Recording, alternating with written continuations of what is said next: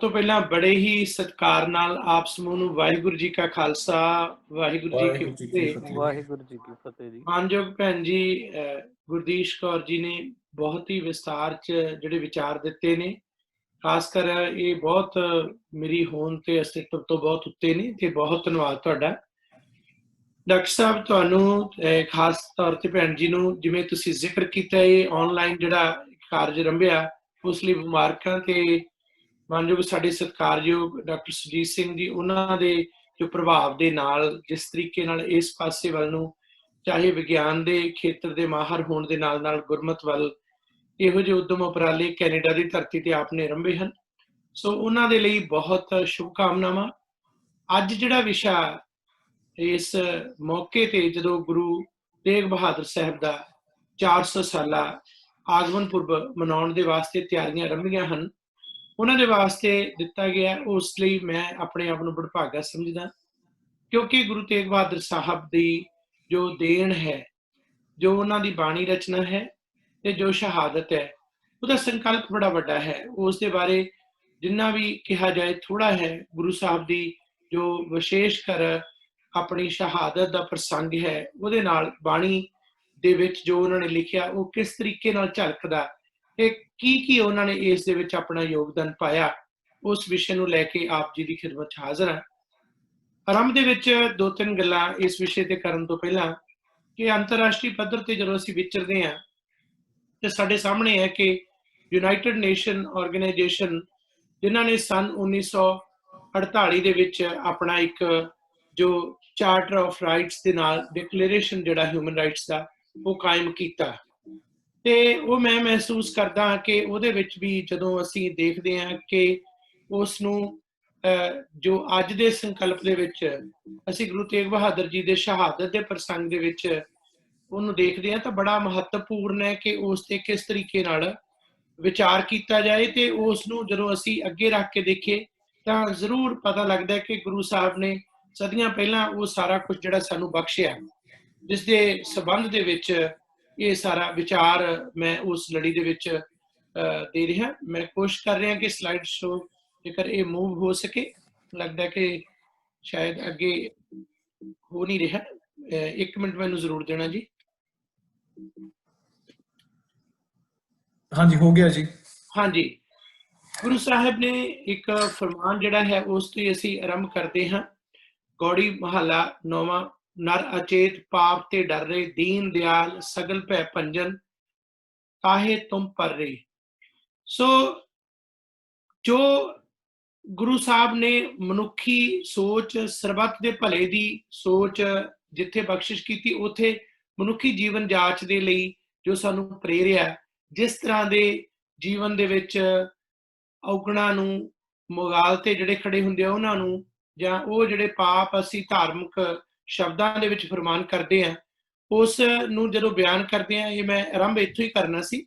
ਸ਼ਾਇਦ ਇਹ ਜਿਹੜਾ ਆਰੰਭ ਦੇ ਵਿੱਚ ਹੈ ਕਿ ਚਾਰਟਰ ਆਫ ਹਿਊਮਨ ਰਾਈਟਸ ਦੇ ਡਿਕਲੇਰੇਸ਼ਨ ਨੂੰ ਅਸੀਂ ਜੇ ਆਧਾਰ ਬਣਾ ਕੇ ਚੱਲੀਏ, ਗੱਲ ਇੱਥੋਂ ਆਰੰਭ ਕਰੀਏ, ਤਾਂ ਉਸ ਦੇ ਵਿੱਚ ਬਕਾਇਦਾ ਇਹ ਉਸਦੇ ਪ੍ਰੈਂਬਲ ਜਿਹੜੀਆਂ ਹਨ ਉਹਨਾਂ ਦੇ ਵਿੱਚੋਂ ਸ਼ਬਦ ਨੇ ਕਿ ਆਜ਼ਾਦੀ ਦਾ ਜਿਹੜਾ ਸੰਕਲਪ ਉਹ ਕੀ ਹੈ।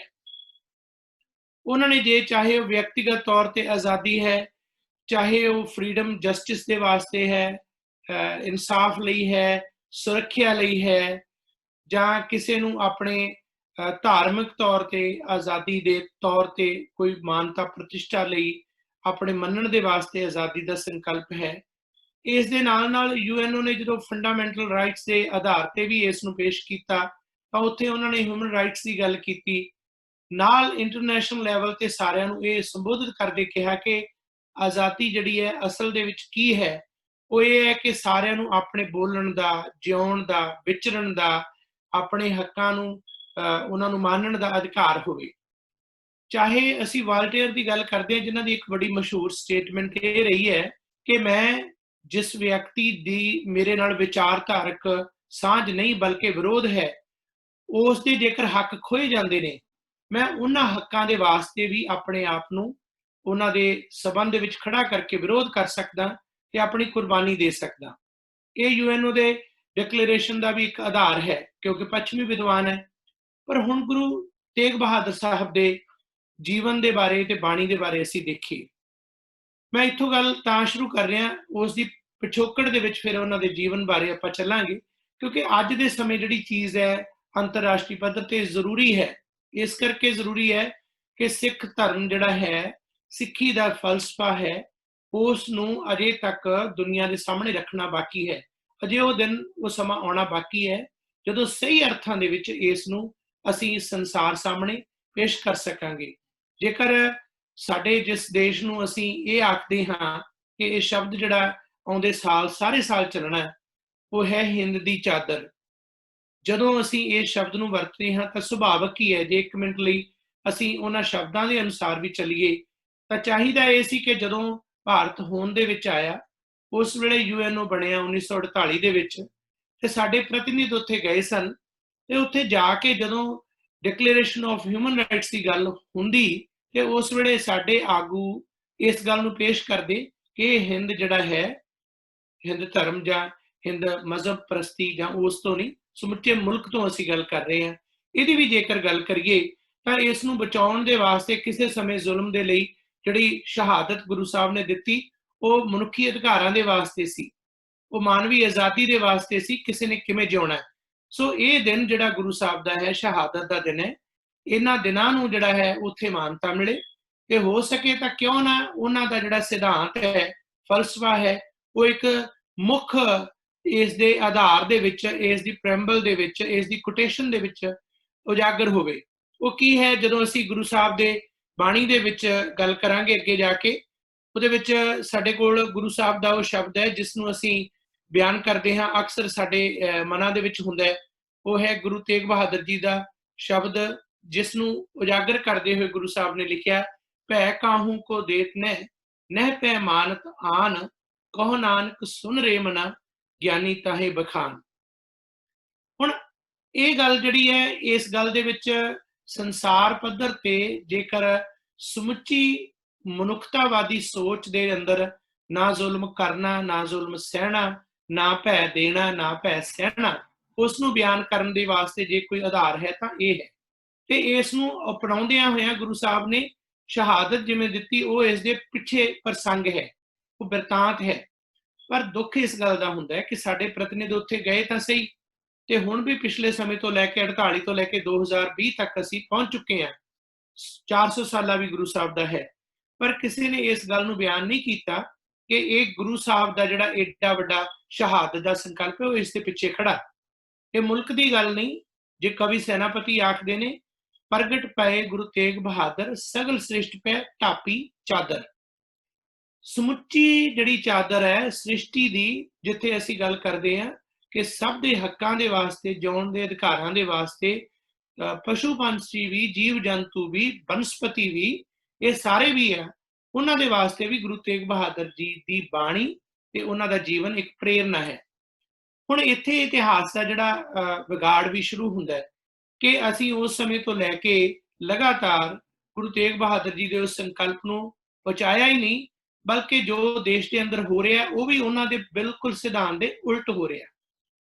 ਇਸ ਤੋਂ ਪਹਿਲਾਂ ਕਿ ਵਰਤਮਾਨ ਸਥਿਤੀ ਤੇ ਅਸੀਂ ਆਈਏ, ਗੁਰੂ ਤੇਗ ਬਹਾਦਰ ਜੀ ਦੇ ਜੀਵਨ ਬਾਰੇ, ਜੋ ਕਿ ਅਸੀਂ ਕਿਤੇ ਵੀ ਜਾਣਕਾਰੀ ਜਦੋਂ ਉਹਨਾਂ ਦੇ ਜੀਵਨ ਬਿਉਰੇ ਦੀ ਪੜ੍ਹਦੇ ਹਾਂ, ਗੁਰੂ ਹਰਗੋਬਿੰਦ ਸਾਹਿਬ ਦੇ ਘਰੇ ਉਹਨਾਂ ਦਾ ਆਗਮਨ ਹੋਇਆ, ਮਾਤਾ ਨਾਨਕੀ ਜੀ ਦੀ ਕੁੱਖੋਂ ਗੁਰੂ ਸਾਹਿਬ 1621 ਤੋਂ ਲੈ ਕੇ 1644 ਤੱਕ ਜਿਹੜਾ ਆਰੰਭਲਾ ਜੀਵਨ ਹੈ ਉਹਨਾਂ ਦਾ, ਜਿਸ ਤਰੀਕੇ ਨਾਲ ਰਿਹਾ, ਉਹ ਇੱਕ ਲੰਮਾ ਪ੍ਰਸੰਗ ਹੈ। ਸੰਖੇਪ ਦੇ ਵਿੱਚ ਕਈ ਉਸ ਦੇ ਵਿੱਚ ਲੋਕ ਤੱਥਾਂ ਦੇ ਵਿੱਚ, ਲੋਕ ਮਿੱਥਾਂ ਦੇ ਵਿੱਚ ਵਿਚਾਰਾਂ ਵੀ ਜੁੜੀਆਂ ਨੇ, ਬਿਰਤਾਂਤ ਦੇ ਰੂਪ ਨੇ ਕਿ ਗੁਰੂ ਸਾਹਿਬ ਦਾ ਆਰੰਭਲਾ ਨਾਮ ਤੇਗ ਰਾਏ ਜੀ ਸੀ, ਤੇਗ ਮਲ ਸੀ, ਤੇਗ ਬਹਾਦਰ ਜੰਗ ਦੇ ਵਿੱਚ ਜੌਹਰ ਦਿਖਾਏ ਬਹਾਦਰੀ ਦੇ। ਕਈ ਇਹ ਆਖਦੇ ਨੇ ਕਿ ਆਰੰਭ ਤੋਂ ਹੀ ਗੁਰੂ ਸਾਹਿਬ ਦਾ ਇਹ ਨਾਮ ਸੀ। ਖੈਰ, ਤੇਗ ਬਹਾਦਰ ਸ਼ਬਦ ਜਿਹੜਾ ਹੈ ਉਹ ਤੇਗ ਦੇ ਧਨੀ ਹੋਣਾ, ਉਹ ਗੁਰੂ ਹਰਗੋਬਿੰਦ ਸਾਹਿਬ ਜਿਹੜੇ ਮੀਰੀ ਤੇ ਪੀਰੀ ਦੇ ਮਾਲਕ ਸਨ, ਉਹਨਾਂ ਨੇ ਇਹ ਸ਼ਬਦ ਦਿੱਤਾ, ਤੇ ਇਹ ਬੜੀ ਦੀਰਘ ਸੋਚ ਦਾ ਪ੍ਰਤੀਕ ਹੈ। ਜਿਸ ਤਰ੍ਹਾਂ ਉਹਨਾਂ ਦੇ ਅੰਦਰ ਤਿਆਗ ਦੀ ਵੀ ਗੱਲ ਹੈ, ਇੱਕ ਤਿਆਗ ਮਲ ਵੀ ਕਈ ਵਾਰੀ ਸ਼ਬਦ ਚੱਲਦਾ ਹੈ, ਉਹਦੇ ਨਾਲ ਇੱਕ ਪ੍ਰਸੰਗ ਜੁੜਿਆ ਕਿ ਇੱਕ ਵਿਆਹ ਦੇ ਮੌਕੇ ਤੇ ਆਪਣੇ ਵੱਡੇ ਭਾਈ ਸਾਹਿਬ ਦੇ, ਜਿਵੇਂ ਉਹਨਾਂ ਨੇ ਪੋਸ਼ਾਕ ਇੱਕ ਗਰੀਬ ਨੂੰ ਦੇਖ ਕੇ ਉਹਨੂੰ ਬਖਸ਼ਿਸ਼ ਕਰ ਦਿੱਤੀ, ਤੇ ਆ ਕੇ ਜਦੋਂ ਪਿਤਾ ਜੀ ਨੇ ਪੁੱਛਿਆ ਤਾਂ ਉਹਨਾਂ ਨੇ ਕਿਹਾ ਕਿ ਉਸ ਦਾ ਤਨ ਕੱਜਿਆ ਨਹੀਂ ਸੀ, ਮੈਂ ਦੇ ਦਿੱਤਾ। ਤਾਂ ਉੱਥੋਂ ਵੀ ਇਹ ਸੰਕਲਪ ਜਿਹੜਾ ਲੋਕ ਮਿੱਥ ਦੇ ਵਿੱਚ ਜੁੜਿਆ ਕਿ ਇੱਕ ਦਿਨ ਆਏਗਾ ਕਿ ਸਾਰੀ ਸ੍ਰਿਸ਼ਟੀ ਨੂੰ ਇਹ ਚਾਦਰ ਬਣ ਕੇ ਕੱਜਣਗੇ।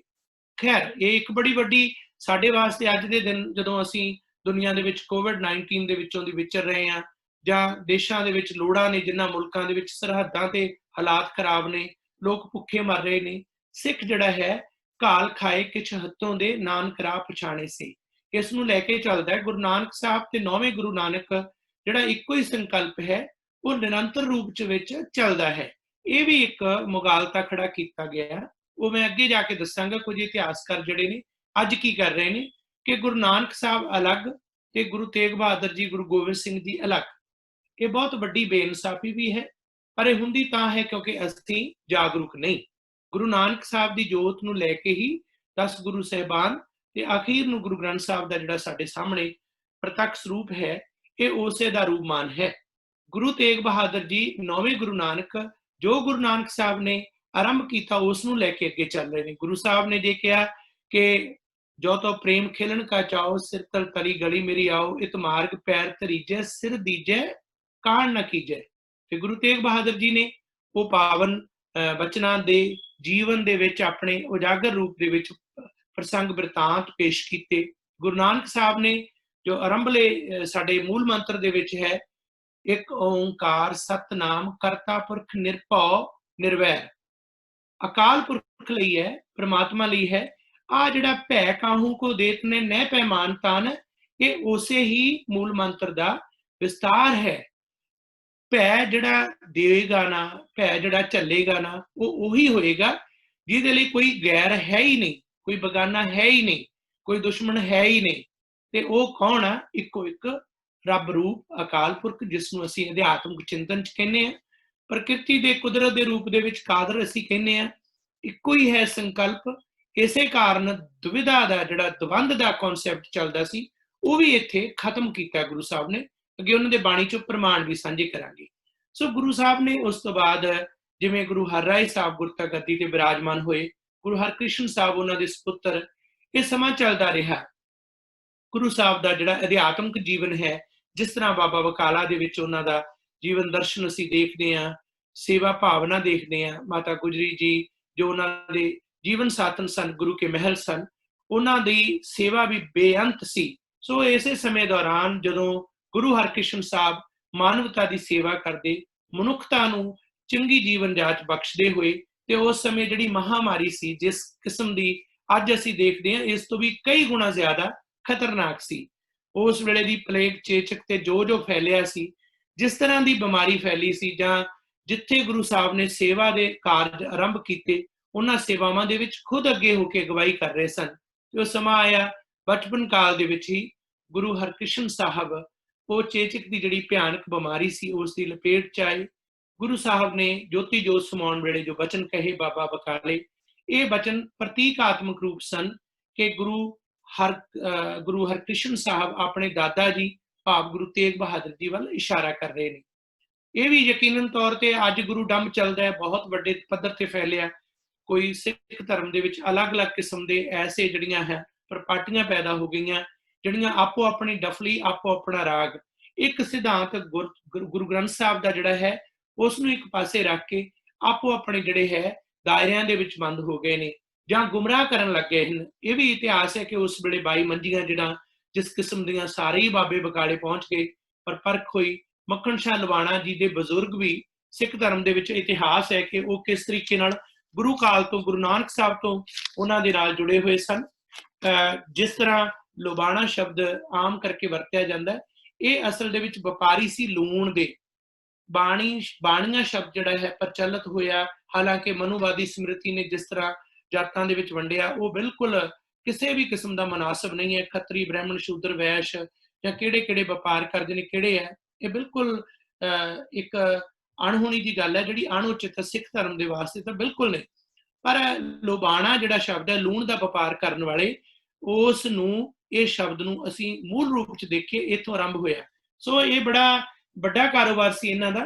ਉੱਥੇ ਜਾ ਕੇ ਜਿਸ ਤਰ੍ਹਾਂ ਇਹਨਾਂ ਨੇ ਗੁਰੂ ਤੇਗ ਬਹਾਦਰ ਜੀ, ਗੁਰੂ ਲਾਧੋਰੇ, ਇੱਕ ਲੰਮੀ ਪ੍ਰਸੰਗ ਤੇ ਵਿਆਖਿਆ ਹੈ ਕਿਵੇਂ ਗੁਰੂ ਸਾਹਿਬ ਨੇ ਬਾਂਹ ਜਿਨ੍ਹਾਂ ਦੀ ਪਕੜੀ ਹੈ, ਸਿਰ ਦੀਜੇ ਬਾਹੇ ਨਾ ਛੋਡੀਏ, ਤੇਗ ਬਹਾਦਰ ਬੋਲਿਆ ਧਰ ਪਈਏ ਧਰਮ ਨਾ ਛੋਡੀਏ। ਅੱਗੇ ਜਾ ਕੇ ਬਹੁਤ ਸਾਰੇ ਹੋਰ ਪ੍ਰਮਾਣ ਆਉਂਦੇ ਨੇ, ਪਰ ਇਹ ਗੱਲ ਸੀ ਕਿ ਉਸ ਵੇਲੇ ਵਿਰੋਧੀਆਂ ਨੇ ਜਿਹੜੇ ਗੁਰੂ ਸਾਹਿਬ ਦੇ ਅਗੇਂਸਟ ਸਨ ਉਹਨਾਂ ਤੇ ਹਮਲਾ ਵੀ ਕੀਤਾ। ਮੱਖਣ ਸ਼ਾਹ ਲਵਾਣੇ ਦੇ ਕੋਲ ਆਪਣੀ ਇੱਕ ਸੈਨਾ ਵੀ ਸੀ ਅਤੇ 500 ਦੇ ਕਰੀਬ ਉਸ ਦੇ ਜਿਹੜੇ ਆਪਣੇ ਸਾਥੀ ਸਨ, ਕਿਉਂਕਿ ਵੱਡਾ ਵਪਾਰੀ ਸੀ, ਉਹਨਾਂ ਨੇ ਉਸ ਦੇ ਹਮਲੇ ਦਾ ਜਵਾਬ ਦੇਣ ਲਈ ਉਸ ਸ਼ਖਸ ਨੂੰ ਬੰਨ੍ਹ ਕੇ ਵੀ ਗੁਰੂ ਸਾਹਿਬ ਦੇ ਸਾਹਮਣੇ ਲਿਆਂਦਾ ਵੀ ਇਹਨੂੰ ਸਜ਼ਾ ਦਿੱਤੀ ਜਾਏ। ਗੁਰੂ ਸਾਹਿਬ ਨੇ ਬਖਸ਼ਿਸ਼ ਕਰਤੀ, ਮਾਫ ਕਰ ਦਿੱਤਾ। ਖੈਰ ਇਹ ਸਿਲਸਿਲਾ ਚੱਲਦਾ ਰਿਹਾ। ਸਮਾਂ ਅੱਗੇ ਤੁਰਿਆ।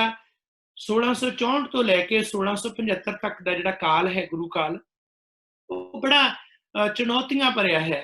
ਉਹਨਾਂ ਦੇ ਬਾਰੇ ਜੇ ਇੱਕੋ ਹੀ ਗੱਲ ਅਸੀਂ ਸੰਖੇਪ ਚ ਦੇਖੀਏ ਕਿ ਗੁਰੂ ਨਾਨਕ ਸਾਹਿਬ ਜਿਨ੍ਹਾਂ ਦੀਆਂ 4 ਧਾਰਮਿਕ ਯਾਤਰਾਵਾਂ ਸੰਸਾਰ ਪੱਧਰ ਤੇ ਹੋਈਆਂ, ਜਿਨ੍ਹਾਂ ਦੇ ਵਿੱਚੋਂ ਵੱਖ-ਵੱਖ ਦੇਸ਼ ਦੇਸ਼ਾਂਤਰ ਦੇ ਵਿੱਚ ਹੋਈ, ਉਸ ਤੋਂ ਬਾਅਦ ਗੁਰੂ ਕਾਲ ਦੇ ਵਿੱਚ ਸਮੂਹ ਗੁਰੂ ਸਾਹਿਬਾਨ ਨੇ ਆਪੋ ਆਪਣੇ ਸਮੇਂ ਦੌਰਾਨ ਬੇਅੰਤ ਮਾਨਵਤਾ ਨੂੰ, ਮਨੁੱਖਤਾ ਨੂੰ, ਸੰਸਾਰ ਨੂੰ ਅਗਵਾਈ ਦੇਣ ਲਈ ਕਾਰਜ ਕੀਤੇ ਤੇ ਬੇਮਿਸਾਲ ਨੇ। ਗੁਰੂ ਅੰਗਦ ਸਾਹਿਬ ਤੋਂ ਸ਼ੁਰੂ ਹੋ ਕੇ ਨਿਰੰਤਰ ਤੀਜੇ ਗੁਰੂ ਨਾਨਕ, ਪੰਜਵੇਂ ਗੁਰੂ ਨਾਨਕ ਜੋ ਗੁਰੂ ਅਰਜਨ ਸਾਹਿਬ ਨੇ ਬਾਣੀ ਬਖਸ਼ਿਸ਼ ਕੀਤੀ, ਅਸਥਾਨ ਗੁਰੂ ਰਾਮ ਸਾਹਿਬ ਰਾਮਦਾਸ ਜੀ ਨੇ ਬਣਾਏ, ਗੁਰੂ ਹਰਗੋਬਿੰਦ ਸਾਹਿਬ ਨੇ ਸੰਘਰਸ਼ ਕੀਤੇ ਜ਼ੁਲਮ ਨੂੰ ਨਾਸ਼ ਕਰਨ ਦੇ ਵਾਸਤੇ।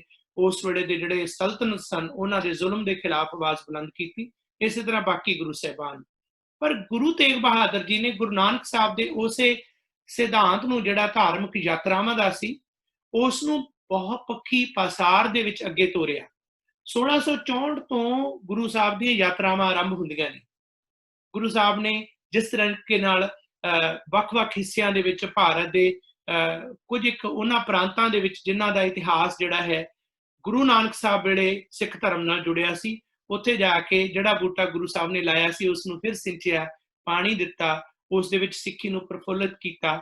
ਅਸਾਮ ਦੇ ਵਿੱਚ ਜਾਂ ਜਿਹੜੇ ਹੋਰ ਵੱਖ-ਵੱਖ ਉਸ ਵੇਲੇ ਦੇ ਜਿਹੜੇ ਸਟੇਟ ਸੀ, ਜਿਹੜਾ ਅੱਜ ਦਾ ਥਾਈਲੈਂਡ ਹੈ, ਉਸ ਨੂੰ ਵੀ ਜੇ ਦੇਖੀਏ ਉਸ ਵੇਲੇ ਇਹ ਸਾਰਾ ਇੱਕੋ ਹੀ ਜਿਹੜਾ ਹੈ ਮਹਾਦੀਪ ਸੀ।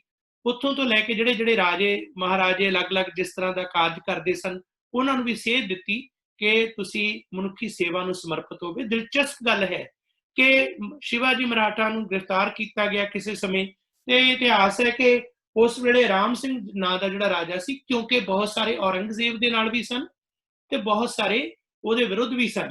ਇਹ ਵੀ ਇੱਕ ਗੱਲ ਹੈ ਕਿ ਮੁਗਲੀਆ ਕਾਲ ਦੇ ਵਿੱਚ ਜੋ ਕੁਝ ਹੋਇਆ, ਸਿੱਖ ਗੁਰੂਕੁਲ ਦੇ ਵਿੱਚ ਉਸ ਦੇ ਸਬੰਧ ਦੇ ਵਿੱਚ ਟੋਟਲੀ ਡਿਫਰੈਂਟ ਪਹੁੰਚ ਸੀ ਬਾਕੀਆਂ ਨਾਲੋਂ, ਕਿਉਂਕਿ ਗੁਰੂ ਸਾਹਿਬ ਨੇ ਇੱਕ ਪਾਸੇ ਸਮੇਂ ਦੇ ਬ੍ਰਾਹਮਣੀ ਨਿਜ਼ਾਮ ਨੂੰ ਚੁਣੌਤੀ ਦਿੱਤੀ, ਜਨੇਊ, ਬੁੱਤ ਪੂਜਾ, ਹੋਰ ਸਾਰਾ ਪ੍ਰਸੰਗ ਜਿੰਨਾ ਵੀ ਸੀ, ਗੁਰੂ ਸਾਹਿਬ ਨੇ ਉਸ ਨੂੰ ਖੰਡਨ ਕੀਤਾ, ਰੱਦ ਕੀਤਾ ਤੇ ਉਸ ਦੇ ਨਾਲ ਇੱਕ ਨਵਾਂ ਸਾਡੇ ਕੋਲ ਸੰਕਲਪ ਦਿੱਤਾ ਸਿੱਖੀ ਦਾ ਕਿ ਉਹ ਕਿਸ ਤਰ੍ਹਾਂ ਦੀ ਹੋਵੇਗੀ। ਦਇਆ ਕਪਾ ਸੰਤੋਖ ਸੂਤ ਜਤ ਗੱਡੀ ਸਤਵਤ, ਇਹ ਜਨੇਊ ਜੀ ਕਾ ਹੈ ਤਾਂ ਫੰਡੇ ਕਰਤ। ਗੁਰੂ ਸਾਹਿਬ ਨੇ ਇਹ ਬਖਸ਼ਿਸ਼ ਕੀਤੀ। ਨਾਲ ਗੁਰੂ ਸਾਹਿਬ ਨੇ ਉਸ ਵੇਲੇ ਦੇ ਜਿਹੜੇ ਮੌਲਾਣੇ ਸਨ, ਜਿਸ ਕਿਸਮ ਦੀ ਉਹਨਾਂ ਦੀ ਸੋਚ ਸੀ, ਉਸ ਨੂੰ ਵੀ ਚੁਣੌਤੀ ਦਿੱਤੀ। ਬਹੁਤ ਸਾਰੀਆਂ ਸਾਖੀਆਂ ਨੇ। ਇਸ ਗੱਲ ਦਾ ਪ੍ਰਮਾਣ ਹੈ ਕਿ ਗੁਰੂ ਸਾਹਿਬ ਨੇ ਇਹਨਾਂ ਦੇ ਨਾਲ ਅਧਿਆਤਮਿਕ ਚਿੰਤਨ ਦੇ ਨਾਲ ਜੋ ਜ਼ੁਲਮ ਹੋ ਰਿਹਾ ਸੀ, ਜ਼ਬਰ ਹੋ ਰਿਹਾ ਸੀ ਰਾਜਿਆਂ ਵੱਲੋਂ, ਉਹਨਾਂ ਦੇ ਖਿਲਾਫ ਆਵਾਜ਼ ਬੁਲੰਦ ਕੀਤੀ। ਸੋ ਜਿਹੜਾ ਬਾਬਰ ਦਾ ਹਮਲਾ ਸੀ ਗੁਰੂ ਨਾਨਕ ਸਾਹਿਬ ਵੇਲੇ, ਮੁਗਲ ਜਿਸ ਤਰ੍ਹਾਂ ਆਏ ਤੇ ਗੁਰੂ ਨਾਨਕ ਸਾਹਿਬ ਨੇ ਉਸ ਨੂੰ ਚੁਣੌਤੀ ਵੀ ਦਿੱਤੀ ਤੇ ਉਸ ਦੇ ਖਿਲਾਫ ਜੋ ਲਿਖਿਆ, ਇਤਿਹਾਸ ਵਿੱਚ ਹੋਰ ਕਿਤੇ ਪ੍ਰਮਾਣ ਨਹੀਂ ਮਿਲਦਾ, ਕਿਤੇ ਉਦਾਹਰਨ ਨਹੀਂ ਮਿਲੇਗੀ। ਇਸੇ ਕਾਰਨ ਹੀ ਜਦੋਂ ਅਲਾਮਾ ਇਕਬਾਲ ਜੀ ਲਿਖਦੇ ਨੇ ਕਿ ਫਿਰ ਉੱਠੀ ਆਖਿਰ ਸਦਾ ਤੌਹੀਦ ਕੀ ਪੰਜਾਬ ਸੇ, ਹਿੰਦ ਕੋ ਇੱਕ ਮਰਦੇ ਕਾਮਿਲ ਨੇ ਜਗਾਇਆ ਖਾਬ ਸੇ। ਹੁਣ ਉੱਥੇ ਵੀ ਸੁੱਤੇ ਪਏ ਦੇਸ਼ ਨੂੰ ਜਗਾਇਆ, ਤੇ ਇੱਥੇ ਵੀ ਜਦੋਂ ਹਿੰਦ ਦੀ ਚਾਦਰ ਵਾਲੀ ਗੱਲ ਵੀ ਚੱਲਦੀ ਹੈ ਤਾਂ ਉਹ ਕਿਸੇ ਫਿਰ ਰਿਲੀਜਨ ਤੱਕ ਨਹੀਂ ਸੀਮਤ, ਉਹ ਬਹੁਤ ਵੱਡਾ ਪਸਾਰ ਹੈ। ਇੱਥੇ ਫਿਰ ਉਹੀ ਪ੍ਰਸੰਗ ਦੁਹਰਾਇਆ ਜਾਂਦਾ। ਗੁਰੂ ਨਾਨਕ ਸਾਹਿਬ ਨੇ ਜਦੋਂ ਪਾਪ ਕੀ ਜੰਜ ਲੈ ਕਾਬਲ ਉਤਾਇਆ, ਜੋਰੀ ਮੰਗੇ ਦਾਨ ਵੇ ਲਾਲੋ, ਜਾਂ ਫਿਰ ਉਸ ਵੇਲੇ ਜਿਹੜਾ ਹਮਲਾ ਹੋਇਆ ਉਸ ਦੇ ਖਿਲਾਫ ਏਤੀ ਮਾਰ ਪਈ ਕੁਰਲਾਣੇ ਤਹਿਕੀ ਦਰਦਨ ਆਇਆ, ਬਿਆਨ ਕੀਤਾ, ਮੁਗਲੀਆ ਹਕੂਮਤ ਤੇ ਉਸ ਜ਼ੁਲਮ ਨੂੰ ਚੁਣੌਤੀ ਦਿੱਤੀ। ਪਰ ਉਸ ਵੇਲੇ ਮੁਗਲੀਆ ਹਕੂਮਤ ਸੀ।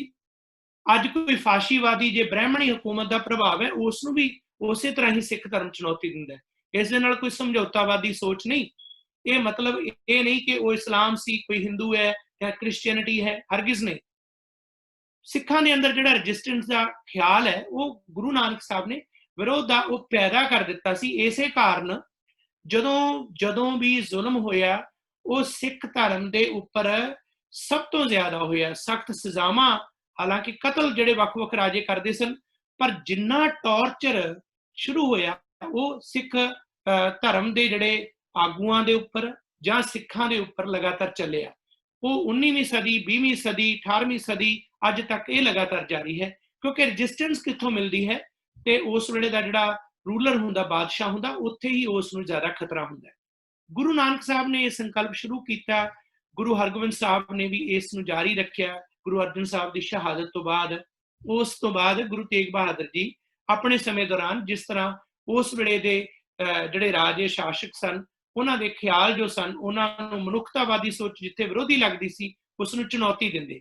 जदों असाम दे विच इस राजे राम सिंह नूं औरंगजेब ने भेजिया कि तू क्योंकि शिवाजी मराठा तेरे उस कैद दे विचों दौड़ गए ने, तो तू इस वेले जाके जिहड़ा ब्रह्म शब्द चलदा सीगा उस वेले जिहड़ा थाईलैंड अज उस खेतर दे विच अलग अलग जिहड़े हन जिन्ने राजे ने उन्हां दा सामना करना। इतिहासकार लिखते हैं कि जो बंगाल तो आरंभ हो के उस पासे नूं वख-वख थावां ते जिन्ने बादशाह सन जिन्हां नूं औरंगजेब अपने काबू च करना चाहुंदा सी, उन्हां दे विच कई अलग अलग राजे सन, उन्हां दे नाल मुकाबला चल रहा सी, मनुखता दा नुकसान हो रहा सी। उस समय संखेप च ये गल है कि गुरु नानक साहब दे नाल इतिहास जुड़दा है कि किवें किवें गुरु साहब ने जाके उत्थे सिੱਖੀ ਦਾ प्रचार किया। इत्थे जदों राजियां दा टकराव होण लग्गिया तां गुरु तेग बहादुर जी ने उन्हां राजियां नूं भी एक मंच ते बैठ के समझौता करके मनुखता दा लोकां दा नाश नुकसान ਅਤੇ ਉਹਨਾਂ ਦਾ ਕਿਸੇ ਵੀ ਕਿਸਮ ਦਾ ਜਿਹੜਾ ਜ਼ੁਲਮ ਨਾ ਹੋਵੇ ਉਸ ਤੋਂ ਵਰਜਿਆ। ਉਹਨਾਂ ਰਾਜਿਆਂ ਨੇ ਗੁਰੂ ਸਾਹਿਬ ਦੀ ਬੇਨਤੀ ਮੰਨੀ ਵੀ ਤੇ ਇਸ ਸਮਝੌਤੇ ਜਿਸ ਜਗ੍ਹਾ ਤੇ ਹੋਇਆ ਉਸ ਥਾਂ ਦੇ ਬਾਰੇ ਇਤਿਹਾਸ ਹੈ ਕਿ ਉੱਥੇ ਦਮਦਮਾ ਸਾਹਿਬ ਗੁਰਦੁਆਰਾ ਗੁਰੂ ਨਾਨਕ ਸਾਹਿਬ ਦੀ ਯਾਦ ਦੇ ਵਿੱਚ ਬਣਾਇਆ ਗਿਆ। ਇਹ ਇੱਕ ਬੜਾ ਪ੍ਰਮਾਣ ਹੈ। ਅੱਜ ਜਦੋਂ ਅਸੀਂ ਦੇਖਦੇ ਹਾਂ ਕਿ ਦੁਨੀਆ 'ਚ ਜੰਗੀ ਮਾਹੌਲ ਹੈ ਉਸ ਨੂੰ ਰੋਕਣ ਲਈ ਅਧਿਆਤਮਿਕ ਪੁਰਸ਼ ਕਿਵੇਂ ਅੱਗੇ ਆਉਂਦੇ ਨੇ, ਗੁਰੂ ਤੇਗ ਬਹਾਦਰ ਜੀ ਉਸ ਦੀ ਮਿਸਾਲ ਨੇ। ਉਸ ਤੋਂ ਬਾਅਦ ਜਦੋਂ 1666 ਦੇ ਵਿੱਚ ਪਟਨੇ ਗੁਰੂ ਗੋਬਿੰਦ ਸਿੰਘ ਜੀ ਦਾ ਆਗਮਨ ਹੁੰਦਾ ਹੈ, ਉਸ ਵੇਲੇ ਵੀ ਗੁਰੂ ਸਾਹਿਬ ਤਕਰੀਬਨ ਕੁਝ ਸਮਾਂ ਪਹਿਲਾਂ ਲਗਭਗ ਸਾਲ ਕੁ ਪਹਿਲਾਂ ਉਦਾਸੀਆਂ ਜਿਹੜੀਆਂ ਯਾਤਰਾਵਾਂ ਤੇ ਗੁਰੂ ਸਾਹਿਬ ਗਏ ਹੋਏ ਸਨ ਤੇ ਗੁਰੂ ਸਾਹਿਬ ਨੂੰ ਸੁਨੇਹਾ ਮਿਲਦਾ ਢਾਕੇ ਦੇ ਵਿੱਚ ਕਿ ਘਰੇ ਜੋ ਬਾਲ ਦਾ ਜਨਮ ਹੋਇਆ ਕਿ ਗੁਰੂ ਸਾਹਿਬ ਉਸ ਵੇਲੇ ਪ੍ਰੇਰਨਾ ਵੀ ਦਿੰਦੇ ਨੇ, ਬਖਸ਼ਿਸ਼ਾਂ ਕਰਦੇ ਨੇ। ਨਾਲ ਇਹ ਹੈ ਕਿ ਗੁਰੂ ਸਾਹਿਬ ਇਹ ਵੀ ਵਿਚਾਰ ਕਰਦੇ ਨੇ ਇਹਨਾਂ ਨੂੰ ਕਿ ਹਰ ਤਰ੍ਹਾਂ ਦੀ ਜਿਹੜੀ ਟ੍ਰੇਨਿੰਗ ਦਿੱਤੀ ਜਾਵੇ। ਜਿੱਥੇ ਅਧਿਆਤਮਕ ਹੈ ਉੱਥੇ ਵੀਰ ਰੱਸੀ ਵੀ ਉਸੇ ਸਮੇਂ ਤੋਂ ਇਹ ਆਰੰਭ ਹੋ ਜਾਂਦਾ ਹੈ। ਕਿ ਕਮਾਲ ਦੀ ਗੱਲ ਹੈ ਕਿ ਤਕਰੀਬਨ 3 ਸਾਲ ਤੋਂ ਵੱਧ ਸਮਾਂ ਗੁਰੂ ਗੋਬਿੰਦ ਸਿੰਘ ਜੀ ਉਹਨਾਂ ਦੇ ਨਾਲ ਗੁਰੂ ਤੇਗ ਬਹਾਦਰ ਜੀ ਦਾ ਜੋ ਗੋਬਿੰਦ ਰਾਏ ਸ਼ਬਦ ਵਰਤਿਆ, ਇਹ ਵੀ ਇੱਕ ਦਿਲਚਸਪ ਵਿਸ਼ਾ ਹੈ। ਕੁਝ ਗ੍ਰੰਥਾਂ ਦੇ ਵਿੱਚ ਇਹ ਵੀ ਲਿਖਿਆ ਮਿਲਦਾ ਹੈ, ਇੱਕ ਨਵੀਂ ਜਾਣਕਾਰੀ ਹੈ ਤੇ ਇਸ ਨੂੰ ਸਾਂਝਾ ਕਰਨਾ ਤੇ ਇਸ ਤੇ ਖੋਜ ਕਰਨੀ ਚਾਹੀਦੀ ਹੈ ਕਿ ਆਰੰਭ ਦੇ ਵਿੱਚ ਹੀ ਗੁਰੂ ਸਾਹਿਬ ਦਾ ਨਾਮ ਗੋਬਿੰਦ ਸਿੰਘ ਸੀ। ਇਹ ਉਦਾਹਰਨ ਕਿਵੇਂ ਆਈ ਕਿ ਕੁਝ ਇੱਕ ਪੁਰਾਤਨ ਗ੍ਰੰਥ ਨੇ ਉਹਨਾਂ ਦੇ ਹਵਾਲੇ ਜਿਹੜੇ ਆ ਮਿਲਦੇ ਆ ਕਿ ਇਹ ਗੱਲ ਕਹੀ ਗਈ ਬੀਬੀ ਨਾਨਕੀ ਜੀ ਜਿਸ ਤਰ੍ਹਾਂ ਦਾਦੀ ਜੀ ਸਨ, ਮਾਤਾ ਗੁਜਰੀ ਸਾਰੇ ਸਲਾਹ ਜਿਹੜਾ ਗੁਰੂ ਗੋਬਿੰਦ ਸਿੰਘ ਜੀ ਦੇ ਜਨਮ ਤੋਂ ਬਾਅਦ ਉਹਨਾਂ ਦੇ ਨਾਮਕਰਨ ਦੀ ਹੋਈ ਤਾਂ ਉਹਨਾਂ ਨੇ ਇਹ ਕਿਹਾ ਕਿ ਦਾਦੇ ਵਾਲਾ ਜਿਹੜਾ ਨਾਮ ਹੈ ਉਹ ਰੱਖਿਆ ਜਾਏ, ਉਸੇ ਨਾਮ ਨੂੰ ਅੱਗੇ ਤੋਰਿਆ ਜਾਏ। ਹਰਗੋਬਿੰਦ, ਹਰ ਸ਼ਬਦ ਦਾ ਅਰਥ ਹੁੰਦਾ ਹੈ ਸਿੰਘ, ਸ਼ੇਰ। ਹਰ ਸ਼ਬਦ ਵੀ ਉਸੇ ਰੂਪ ਦੇ ਵਿੱਚ ਹੈ ਜਿਸ ਤਰ੍ਹਾਂ ਸਿੰਘ ਹੈ। ਤੇ ਇਹ ਵੀ ਕੁਝ ਇਤਿਹਾਸਕਾਰ ਲਿਖਦੇ ਨੇ ਕਿ ਦਾਦੇ ਦੇ ਨਾਮ ਨੂੰ ਗੁਰੂ ਹਰਗੋਬਿੰਦ ਸਾਹਿਬ ਦੇ ਨਾਮ ਨੂੰ ਇਸ ਰੂਪ ਦੇ ਵਿੱਚ ਰੱਖਿਆ ਗਿਆ। ਖੈਰ ਇੱਕ ਵੱਖਰੇ ਵਿਸ਼ੇ ਨੂੰ ਵਿਚਾਰ ਦੇ ਚਿੰਤਨ ਦੇ ਆਧਾਰ 'ਚ ਮਨਾਉਣਾ ਜ਼ਰੂਰੀ ਹੈ। ਲੇਕਿਨ ਗੁਰੂ ਸਾਹਿਬ ਨੇ ਜਦੋਂ ਉਹਨਾਂ ਦਾ ਆਗਮਨ ਹੋਇਆ ਉਸ ਤੋਂ ਬਾਅਦ 3 ਸਾਲਾਂ ਦੇ ਬਾਅਦ ਜਦੋਂ ਮਿਲੇ, ਜਿਸ ਤਰ੍ਹਾਂ ਅਨੰਦਪੁਰ ਸਾਹਿਬ ਚੱਕ ਨਾਨਕੀ ਗੁਰੂ ਜੋ ਕਿ ਆਪਣੇ ਮਾਤਾ ਜੀ ਦੇ ਨਾਂ ਤੇ ਇਹ ਅਸਥਾਨ ਵਸਾਇਆ ਗਿਆ, ਜਿਹੜਾ ਕਿ ਤਕਰੀਬਨ 1665 ਦੇ ਸਮੇਂ ਤੋਂ ਇੱਥੇ ਹੌਲੀ ਹੌਲੀ ਵਸੋਂ ਜਿਹੜੀ ਹੈ ਆਰੰਭ ਹੋਈ। ਗੁਰੂ ਸਾਹਿਬ ਨੇ ਕਿਹਾ ਕਿ ਪੰਜਾਬ ਆਪ ਜੀ ਆ ਜਾਓ। ਬਾਲ ਗੁਰੂ ਗੋਬਿੰਦ ਨੂੰ ਲੈ ਕੇ ਪੰਜਾਬ ਜਿਹੜੇ ਪਹੁੰਚੇ ਪਰਿਵਾਰ ਨੇ ਉੱਥੇ ਮੁਲਾਕਾਤ ਜਿਸ ਤਰ੍ਹਾਂ ਹੋਈ, ਜਿਵੇਂ ਉੱਥੇ ਜਾ ਕੇ ਆਰੰਭ ਹੋਇਆ ਸਿੱਖੀ ਪ੍ਰਚਾਰ ਦਾ ਫਲਾਹ ਜਿਸ ਤਰ੍ਹਾਂ ਚੱਲ ਰਿਹਾ ਸੀ, ਇਹ ਇੱਕ ਆਪਣੇ ਆਪ ਦੇ ਵਿੱਚ ਮਿਸਾਲ ਹੈ। ਪਰ ਉਸੇ ਸਮੇਂ ਦੌਰਾਨ ਕਸ਼ਮੀਰ ਦੇ ਜਿਹੜੇ ਪੰਡਤ ਸਨ ਜਿਨ੍ਹਾਂ ਦੇ ਕਿਰਪਾ ਰਾਮ ਦੇ ਵੱਡੇ ਵਡੇਰੇ ਵੀ ਕਿਸੇ ਸਮੇਂ ਗੁਰੂ ਨਾਨਕ ਸਾਹਿਬ ਦੇ ਚਰਨਾਂ 'ਚ ਆਏ ਸਨ। ਇਹ ਵੀ ਇਤਿਹਾਸਕਾਰ ਲਿਖਦੇ ਨੇ ਕਿ ਇਹਨਾਂ ਦੇ ਵੱਡਿਆਂ ਨੇ ਉਹੀ ਜਦੋਂ ਇਹ ਸ਼ਬਦ ਗੁਰੂ ਸਾਹਿਬ ਦਾ ਦਿਆ ਕਪਾਹ ਸੰਤੋਖ ਸੂਤ ਜਤ ਗੰਢੀ ਸਤਵਟ, ਇਹ ਸ਼ਬਦ ਬ੍ਰਹਮਦਾਸ ਜਿਹੜੇ ਸਨ ਉਸ ਵੇਲੇ ਜੋ ਠਾਕਰ ਦਾਸ ਦੇ ਸਾਥੀ ਪੁਜਾਰੀ ਸਨ, ਉਸ ਸਮੇਂ ਗੁਰੂ ਸਾਹਿਬ ਦੇ ਨਾਲ ਜਦੋਂ ਮੁਲਾਕਾਤ ਹੋਈ ਉਹਨਾਂ ਨੂੰ ਪ੍ਰੇਰਿਤ ਕਰਨ ਦੇ ਵਾਸਤੇ ਗੁਰੂ ਸਾਹਿਬ ਨੇ ਸਮਝਾਇਆ ਤੇ ਉਸ ਵੇਲੇ ਜਨੇਊ ਪਾਉਣਾ ਰੱਦ ਕੀਤਾ। ਤੇ ਉਸ ਸਮੇਂ ਤੋਂ ਲੈ ਕੇ ਸਿੱਖ ਧਰਮ ਦਾ ਬੁਨਿਆਦ ਹੀ ਇਹ ਰਿਹਾ ਕਿ ਇਸ ਚੀਜ਼ ਨੂੰ, ਬੁੱਤ ਪੂਜਾ ਨੂੰ, ਜਨੇਊ ਨੂੰ, ਇਹਨਾਂ ਨੂੰ ਸਾਰਿਆਂ ਨੂੰ ਜਿਸ ਤਰੀਕੇ ਨਾਲ ਗੁਰੂ ਸਾਹਿਬ ਨੇ ਵਰਜਿਆ, ਉਸੇ ਚੋਂ ਹੀ ਕਿਰਪਾ ਰਾਮ ਜਿਹੜੇ ਪੰਡਤ ਜੀ ਸਨ ਉਸੇ ਪਰਿਵਾਰ ਦੇ ਵਿੱਚੋਂ ਅੱਗੇ ਸਨ। ਇਹ ਵੀ ਕੁਝ ਇਤਿਹਾਸਕਾਰ ਲਿਖਦੇ ਨੇ। ਜਦੋਂ ਜ਼ੁਲਮ ਔਰੰਗਜ਼ੇਬ ਦਾ ਵਧਿਆ, ਇਹਦੇ ਵਿੱਚ ਦੋ ਤਰ੍ਹਾਂ ਵੇਰਵੇ ਆਉਂਦੇ ਨੇ ਕਿ ਪਹਿਲਾ ਜਿਹੜਾ ਰਾਜ ਸੀ ਦਾਰੁਲ ਹਰਬ ਸੀ, ਜਿਸ ਦਾ ਮਤਲਬ ਹੈ ਕਿ ਇਸਲਾਮ ਦਾ ਧਰਮ ਤਾਂ ਹੋਏਗਾ, ਰਾਜ ਤਾਂ ਹੋਏਗਾ, ਪਰ ਵਿਅਕਤੀਗਤ ਪੱਧਰ ਤੇ ਕਿਸੇ ਧਰਮ ਦੇ ਵਿੱਚ ਦਖਲ ਅੰਦਾਜ਼ੀ ਨਹੀਂ ਹੋਏਗੀ। ਆਰੰਭ ਦੇ ਵਿੱਚ ਇਹ ਸਿਲਸਿਲਾ ਚੱਲਦਾ ਸੀ। ਚਾਹੇ ਤੁਸੀਂ ਇਤਿਹਾਸ ਦੇਖੋ ਅਕਬਰ ਦਾ, ਉੱਥੇ ਵੀ ਖੁੱਲ ਕਈ ਵਾਰ ਨਜ਼ਰ ਆਉਂਦੀ ਹੈ। ਹਾਲਾਂਕਿ ਨਾਲੋਂ ਨਾਲ ਜਿਹੜੇ ਜਹਾਂਗੀਰ ਤੋਂ, ਸ਼ਾਹਜਹਾਂ ਤੋਂ ਇਹ ਬਦਲਦੀ ਰਹਿੰਦੀ ਹੈ, ਲੇਕਿਨ ਗੁਰੂ ਕਾਲ ਦੇ ਵਿੱਚ ਇਹ ਸਮਾਂ ਨਾਲੋਂ ਨਾਲ ਚੱਲਿਆ ਕਿ ਦਾਰੁਲ ਹਰਬ ਜਿਹੜਾ ਸੀ, ਇਸਲਾਮ ਦੇ ਰਾਜ ਹੋਣ ਦੇ ਬਾਵਜੂਦ ਵੱਖ-ਵੱਖ ਧਰਮ ਆਪਣੀ ਪੂਜਾ ਕਰਦੇ ਸਨ। ਔਰੰਗਜ਼ੇਬ ਦੇ ਸਮੇਂ ਦਾਰੁਲ ਇਸਲਾਮ ਇਸ ਤੇ ਜ਼ੋਰ ਦਿੱਤਾ ਗਿਆ। ਇਸ ਦਾ ਇੱਕ ਕਾਰਨ ਸੀ, ਕੁਝ ਇਹ ਵੇਰਵੇ ਦਿੰਦੇ ਨੇ ਕਿ ਉਸ ਦਾ ਜਿਹੜਾ ਮੱਕੇ ਦੀ ਪੂਜਾ ਮੁਸਲਮਾਨ ਕਰਦੇ ਨੇ, ਮਦੀਨੇ ਦਾ ਉਹਨਾਂ ਦਾ ਹੱਜ ਹੁੰਦਾ ਹੈ। ਇਹਨਾਂ ਸਾਰਿਆਂ ਨੂੰ ਲੈ ਕੇ ਔਰੰਗਜ਼ੇਬ ਦਾ ਜਿਹੜਾ ਉਹਦੇ ਧਾਰਮਿਕ ਆਗੂਆਂ ਨੇ ਵਿਰੋਧ ਕੀਤਾ ਕਿ ਤੂੰ ਇਸਲਾਮ ਨੂੰ ਉਸ ਰੂਪ 'ਚ ਲਾਗੂ ਨਹੀਂ ਕੀਤਾ।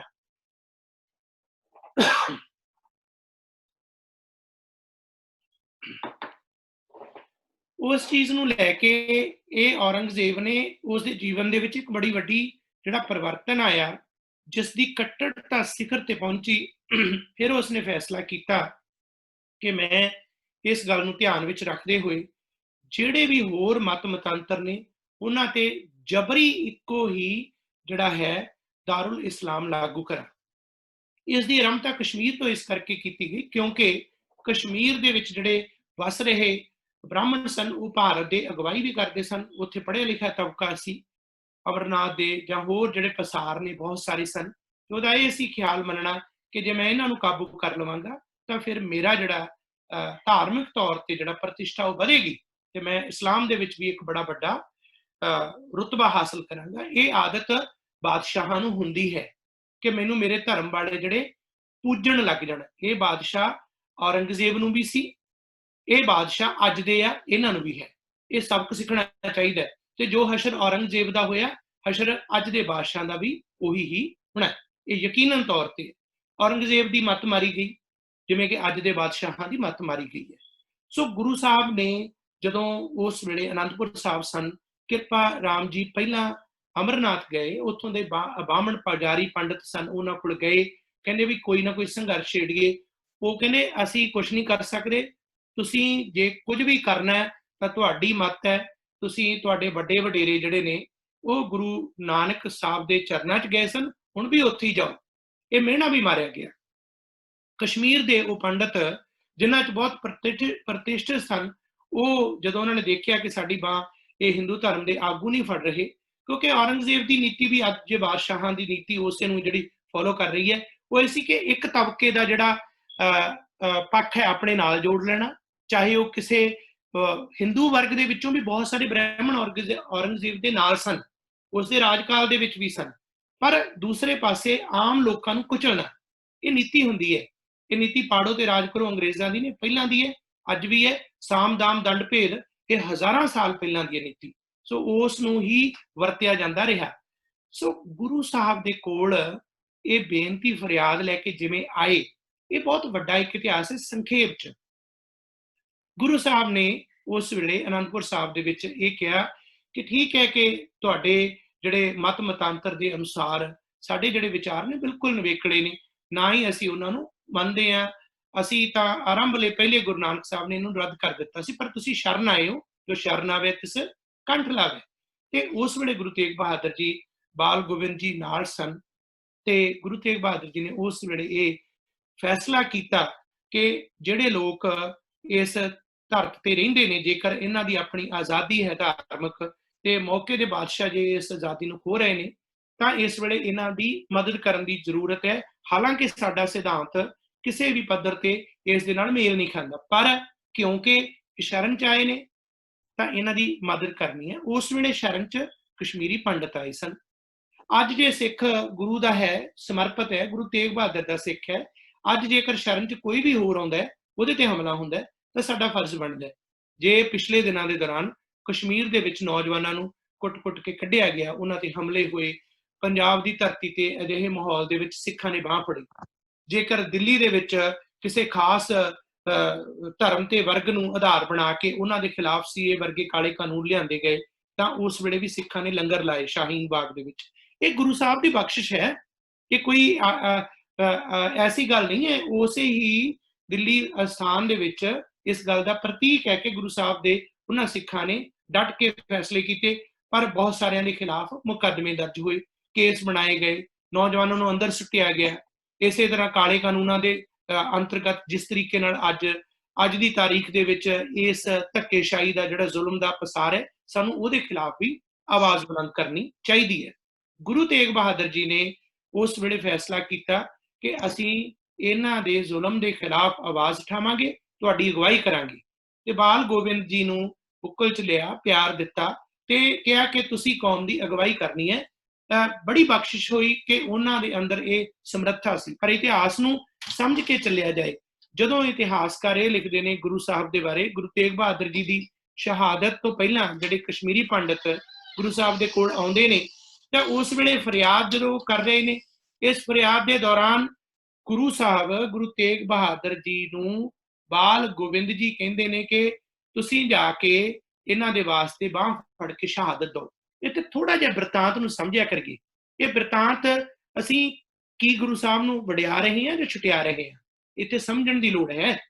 ਗੁਰੂ ਸਾਹਿਬ ਬਾਲ ਨੇ, ਗੁਰੂ ਤੇਗ ਬਹਾਦਰ ਜੀ ਤਾਂ ਸਭ ਕਲਾ ਸਮਰੱਥ ਨੇ, ਉਸ ਵੇਲੇ ਫੈਸਲਾ ਗੁਰੂ ਸਾਹਿਬ ਕਰਦੇ ਨੇ। ਪਰ ਹਾਂ, ਇਹ ਪਰਖਣਾ ਜਿਹੜੀ ਹੈ ਕਿ ਛੋਟੀ ਉਮਰ ਦੇ ਵਿੱਚ ਹੁੰਦੇ ਹੋਏ ਵੀ ਤੁਸੀਂ ਅਗਵਾਈ ਕਰ ਲਵੋਗੇ ਤਾਂ ਇਹ ਫਖਰ ਹੈ ਗੁਰੂ ਸਾਹਿਬ ਨੂੰ ਕਿ ਇਹ ਜਿਹੜੀ ਗੁਰੂ ਨਾਨਕ ਦੇਵ ਦੀ, ਗੁਰੂ ਸਾਹਿਬ ਦੀ ਜਿਹੜੀ ਬਖਸ਼ਿਸ਼ ਹੈ ਗੁਰੂ ਨਾਨਕ ਸਾਹਿਬ ਦੀ, ਇਹ ਅੱਗੇ ਜਿਹੜੀ ਚੱਲੇਗੀ ਤਾਂ ਇਹ ਗੁਰੂ ਗੋਬਿੰਦ ਸਿੰਘ ਜੀ ਕਿਸ ਤਰੀਕੇ ਨਾਲ ਅਗਵਾਈ ਕਰਨਗੇ। ਇਸੇ ਤਰੀਕੇ ਨਾਲ ਇੱਕ ਗੱਲ ਮੈਂ ਹੋਰ ਜੋੜਨੀ ਚਾਹੁੰਦਾ, ਜੋ ਅੱਗੇ ਜਾ ਕੇ ਉਸ ਨੂੰ ਤੁਸੀਂ ਦੋਹੇ ਦੇ ਰੂਪ ਦੇ ਵਿੱਚ ਵੀ ਦੇਖੋਗੇ ਕਿ ਬਲ ਛੁੱਟ ਕਿਉ ਬੰਧਨ ਪਰੇ, ਬਲ ਹੋਆ ਬੰਧਨ ਛੁਟੇ। ਦੋ ਜਿਹੜੇ ਦੋਹੇ ਨੇ ਗੁਰੂ ਤੇਗ ਬਹਾਦਰ ਜੀ ਦੇ ਸਲੋਕਾਂ ਦੇ ਵਿੱਚ, ਉੱਥੇ ਵੀ ਕਈਆਂ ਨੇ ਉਸ ਨੂੰ ਨਾ ਬਦਲਵੇਂ ਰੂਪ ਦੇ ਵਿੱਚ ਇਸ ਤਰ੍ਹਾਂ ਦਾ ਆਧਾਰ ਬਣਾਇਆ ਜਿਸ ਦੇ ਵਿੱਚ ਕੁਝ ਸ਼ਬਦਾਂ ਦਾ ਹੇਰ-ਫੇਰ ਕੀਤਾ ਗਿਆ। ਤੇ ਹੈਰਾਨੀ ਇਹ ਹੈ ਕਿ ਇੱਥੇ ਵਿਆਖਿਆਕਾਰਾਂ ਨੇ ਇਹ ਲਿਖ ਦਿੱਤਾ ਕਿ ਗੁਰੂ ਸਾਹਿਬ ਨੇ ਆਰੰਭਲਾ ਦੋਹਾ ਜਿਹੜਾ ਲਿਖ ਕੇ ਭੇਜਿਆ ਜਿਹਦੇ ਵਿੱਚ ਕਛੂ ਨਾ ਹੋ ਤਾ ਪਾਏ, ਇਸ ਦੋਹੇ ਨੂੰ ਲੈ ਕੇ ਹਾਂਜੀ, ਸੋ ਇਸ ਦੋਹੇ ਨੂੰ ਲੈ ਕੇ ਗੁਰੂ ਸਾਹਿਬ ਦਾ ਜਿਹੜਾ ਗੁਰੂ ਗੋਬਿੰਦ ਸਿੰਘ ਜੀ ਦਾ ਜੋ ਪ੍ਰਤੀਕਰਮ ਸੀ, ਉਸ ਤੋਂ ਬਾਅਦ ਇਹ ਦੋਹਾ ਆਇਆ। ਉਹਨਾਂ ਨੇ ਲਿਖਿਆ, ਬਲ ਹੋਆ ਬੰਧਨ ਛੁਟੇ ਸਭ ਕੁਛ ਹੋਤ ਪਾਏ, ਨਾਨਕ ਸਭ ਕੁਛ ਤੁਮਰੇ ਹਾਥ ਮੈਂ ਤੁਮ ਹੀ ਹੋਤ ਸਹਾਈ। ਇਹ ਵੀ ਇਤਿਹਾਸਕ ਮੁਗਾਲਤਾ ਤੇ ਬਹੁਤ ਵੱਡੀ ਗਲਤ ਫਹਿਮੀ ਹੈ। ਇਹ ਸਾਰੇ ਦੋਹੇ ਜਿਹੜੇ ਨੇ, ਇਹ ਦੋਹੇ ਗੁਰੂ ਤੇਗ ਬਹਾਦਰ ਜੀ ਦੇ ਨੇ। ਇਹ ਸ਼ਲੋਕ ਸਾਰੇ ਗੁਰੂ ਸਾਹਿਬ ਦੀ ਰਚਨਾ ਹੈ।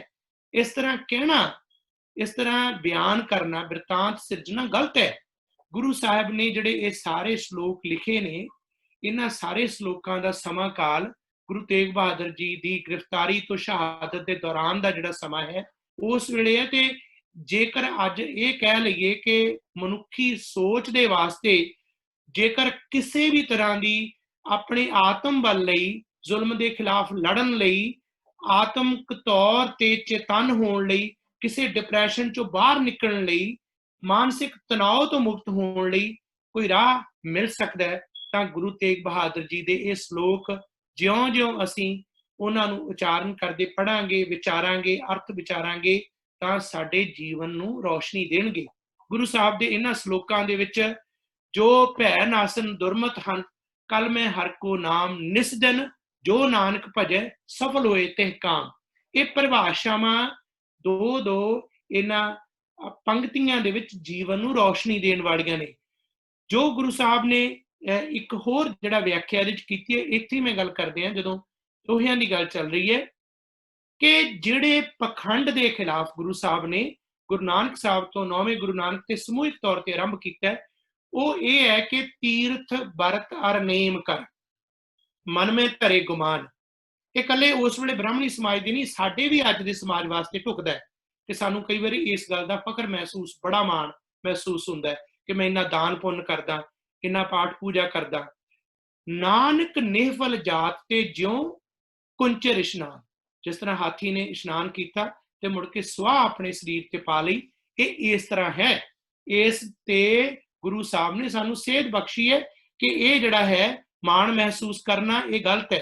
ते जीवन की हर अवस्था नू बाल जवानी अर बिरध फुन तीन अवस्था जान, कहो नानक हर भजन बिन बिरथा सब ही मान। हुण ये पूरे जीवन का निचोड़ तत्त साडे सामने गुरु साहब ने रख दिता है। इस तो सेध असीं किवें लैणी है, ये साडे अंदर ये सोच होनी चाहिए। सुख दुख जय परसे नहीं, लोभ मोह अभिमान, कहो नानक सुन रे मना, सो मूरत भगवान। इको ही हो गए, ਉਹੀ गुरु, ਉਹੀ परमात्मा, ਉਹੀ सिख।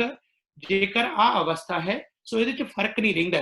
हुण इन्हां दोहियां दे विच जो अवस्था गुरु साहब ने बख्शिश की है, उस्तत निंदा नाहे जे कंचन लो समान, सोना ते लोहा एक बराबर जी दे लई है, उस्तत ते निंदिया एक बराबर है, कहो नानक सुन रे मना, मुक्त ताहे ते जान। ਉਹੀ असल आज़ादी जिहड़ी है, इत्थे मुक्ति भी आज़ादी जिहड़ी है दो तरह की आज़ादी का संकल्प है। एक अध्यात्मक आज़ादी है, जीवन मुक्त सोऊ कहावे। गुरु ग्रंथ साहब का जिहड़ा प्रवचन है वो अध्यात्मक आज़ादी का भी है। उस जिहड़ा अपने आप नूं जीवन मुक्त किवें कहाउणा वो है। फिर ये संसारक जिहड़ियां आज़ादियां ने, मनुखी आज़ादियां ने, इन्हां दा संकल्प ही मौजूद है। सो जीवन की आज़ादी जिहड़ी है, मुक्त शब्द जिथे भी आउंदा है गुरु ग्रंथ साहब दे विच, वो मुक्ति है, वो बंधन कट्टने ने, वो बंधना तो मुक्त किवें होना। ये सारे बंधना तो मुक्त होने की प्रेरणा यही है। हरख सोग जाके नहीं, बैरी मीत समान, कहो नानक सुन रे मना, मुक्त ताहे तै जान। हरख का जिहड़ा मतलब खुशी है। पंजाबी भाषा के बारे क्योंकि विद्वान आप बैठे हो, असीं थोड़ा धक्का कीता, असीं शब्दां नूं नहीं समझिया। हरख शब्द जिहड़ा है ये खुशी का है, ये प्रसन्नता का है, पर अज असीं इहनूं क्रोध दे विच बदल लिया। जे कोई किसी बंदे नूं क्रोध आउंदा तां असीं कहने तैनूं बड़ा हरख आ गया। ये शब्दां दा विगाड़ भी असीं जिहड़ा अर्थां दे प्रसंग दे विच पाया, इस तो भी सुचेत होना चाहिए। इसे तरह कई होर शब्द ने, मैं इशारतन जिहड़ा शब्द कह रहा, फकीर जिहड़ा शब्द है, ये जिस तरह अरबी फारसी तो बहुत सारे शब्द पंजाबी च आए ने, ये फकीर शब्द है जिहड़े रब नाल जुड़े हुए लोग ने, बड़ा धार्मिक दृष्टिकोण ते ये शब्द है। फकीर का बहुवचन जिहड़ा है वो उस भाषा दे विच फकीर का बहुवचन है फुकरा। पर असीं जदों फकीर शब्द तो पंजाबी च वरतदे ने, पर फुकरा शब्द नूं जदों वरतदे आ तां असीं एक उस व्यक्ति लई जिहड़ा हंकारी होवे, जिस बंदे नूं अपनी सुध बद ना होवे, वो बड़ा अपने आप नूं माण महसूस करदा होवे, असीं कहने आ ये तां बड़ा फुकरा है। ये शब्दां दे विगाड़ ने। ये जिहड़ा शब्द है हरख खुशी का प्रतीक है। ते गुरु साहब ने जदों इन्हां शब्दां दे विच सलोकां दे विच बयान कीता, जेकर तुसीं इन्हां नूं समुची बाणी नूं भी असीं देखीए नालों नाल गुरु तेग बहादुर साहब की रचना नूं, तां उन्हां दे विच ये साडे सामने प्रसंग जिहड़े बाकी भी आउंदे ने, जिन्हां दे विचों गुरु साहब ने धन दारा संपत सगल जिन अपनी करमान, इनमें कुछ संगी नहीं नानक साची जान। ये साडे रोजाना जीवन तो सेध जिहड़ी है गुरु साहब ने बख्शिश कीती है, जिसनूं असीं अंदर अपने वसा के अपने जीवन नूं सही रस्ते ते तोरना है। ते इथों आरंभ हुंदे ने ये पावन श्लोक, गुण गोविंद गायो नहीं, जन्म अकारत कीन, कहो नानक हर भज मना, जे बिद जल को मीन। ये सारे जिहड़े हन, इस तो पहला जिहड़ी बाणी भी है गुरु साहब की, गुरु साहब ने 15 रागां दे विच बाणी लिखी है। इस नूं जरूर इत्थे विचार लिया जाए। ये 15वां राग जैजावंती राग, ये गुरु ग्रंथ साहब दे विच पहला नहीं सी, पहला 30 राग सन। 31वां राग गुरु तेग बहादुर साहब की देन है। ਇਹਦੇ ਵਿੱਚੋਂ ਜਿਵੇਂ शब्द है बीत जय है, बीत जय है, जन्म आकाज है, निस दिन सुन के निस दिन सुन के परान, समझ तिन है रे अजान, काल तो पहुंचो आन, कहाँ तेरे भाज है। ये जैजावंती राग है ते बेहद आनंदमयी राग है। ये पहली बार इंट्रोड्यूस जिहड़ा होया गुरु ग्रंथ साहब दे विच गुरु तेग बहादुर जी की बख्शिश है।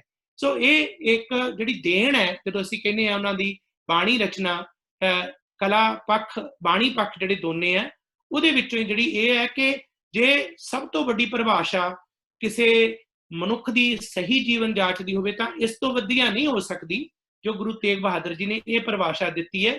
ਜੋ ਨਰ ਦੁੱਖ ਮੈਂ ਦੁੱਖ ਨਹੀਂ ਮਾਨੈ, ਸੁਖ ਸਨੇਹ ਅਰ ਭੈ ਨਹੀਂ ਜਾ ਕੇ ਕੰਚਨ ਮਾਟੀ ਮਾਨੈ।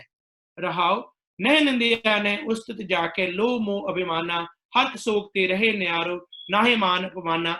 ਅੱਗੇ ਆਸਾ ਮਨਸਾ ਸਗਲ ਤਿਆਗ ਕੇ ਜਗ ਤੇ ਰਹੇ ਨਿਰਾਸਾ। ਸਾਰਾ ਸ਼ਬਦ ਹੈ, ਅਖੀਰ ਚ ਕੀ ਕਹਿੰਦੇ, ਗੁਰ ਕਿਰਪਾ ਜਹ ਨਰਕੋ ਕੀਨੀ ਤੈ ਜੁਗਤ ਪਛਾਨੀ, ਨਾਨਕ ਲੀਨ ਪਇਓ ਗੋਬਿੰਦ ਸਿਉ ਜਿਉ ਪਾਣੀ ਸੰਗ। ਇਹ ਅਵਸਥਾ ਜੋ ਬਖਸ਼ਿਸ਼ ਕੀਤੀ ਹੈ। ਗੁਰੂ ਤੇਗ ਬਹਾਦਰ ਜੀ ਦੀ ਬਾਣੀ ਜਿੰਨੀ ਬਾਣੀ ਹੈ, ਚਾਹੇ 59 ਸ਼ਬਦ 57 ਸ਼ਲੋਕ, ਕੱਲੇ ਕੱਲੇ ਬਾਣੀ ਦਾ ਜਿਹੜਾ ਪ੍ਰਵਚਨ ਹੈ ਸਾਡੇ ਜੀਵਨ ਨੂੰ ਇੱਕ ਐਸੀ ਅਗਵਾਈ ਦਿੰਦਾ ਹੈ ਜਿਵੇਂ ਕਿ ਬਖਸ਼ਿਸ਼ ਹੈ, ਹਰ ਕੋ ਨਾਮ ਸਦਾ ਸੁਖਦਾਈ, ਜਾ ਕੋ ਸਿਮਰ ਅਜਾਮਲ ਉਦਰਿਓ ਗਨ ਕਾਹੂ ਗਤ ਪਾਈ। ਆ ਜਿਹੜਾ ਸ਼ਬਦ ਹੈ, ਹਰ ਜਸ ਰੇ ਮਨ ਗਾਏ ਲੈ, ਜੋ ਸੰਗੀ ਹੈ ਤੇਰੋ ਅਵਸਰ ਬੀਤੋ ਜਾਤ ਹੈ, ਕਹਿਓ ਮਾਨ ਲੈ ਮੇਰੋ। ਗੁਰੂ ਤੇਗ ਬਹਾਦਰ ਜੀ ਦੀ ਬਾਣੀ ਹੈ। ਤੇ ਜਦੋਂ ਕੈਨੇਡਾ ਦੀ ਧਰਤੀ ਤੇ ਭਾਈ ਸਾਹਿਬ ਭਾਈ ਮੇਵਾ ਸਿੰਘ ਜੀ, ਜਿਹੜੇ ਸਾਡੇ ਮੋਢੀ ਸ਼ਹੀਦ ਨੇ, ਜਿਨ੍ਹਾਂ ਨੂੰ ਫਾਂਸੀ ਹੋਈ, ਜਿਨ੍ਹਾਂ ਨੇ ਹੌਪਕਿੰਸਨ ਨੂੰ ਸੋਧਿਆ ਸੀ 1914 ਦੇ ਵਿੱਚ। ਹੌਪਕਿੰਸਨ ਜਿਹੜਾ ਕਿ ਇੱਥੇ ਨਸਲਵਾਦ ਦਾ ਪ੍ਰਤੀਕ ਸੀ, ਜਿਸਨੇ ਭਾਈ ਭਾਗ ਸਿੰਘ ਜੀ, ਭਾਈ ਬਦਨ ਸਿੰਘ ਜੀ, ਜਿਨ੍ਹਾਂ ਦੇ ਉੱਪਰ ਸ਼ਹਾਦਤ ਜਿਨ੍ਹਾਂ ਦੀ ਖਾਲਸਾ ਦੀਵਾਨ ਸੁਸਾਇਟੀ 'ਚ ਹੋਈ। ਬੜਾ ਵੱਡਾ ਇਤਿਹਾਸ ਹੈ, ਇਹ ਜ਼ਰੂਰ ਪੜ੍ਹਨਾ ਚਾਹੀਦਾ।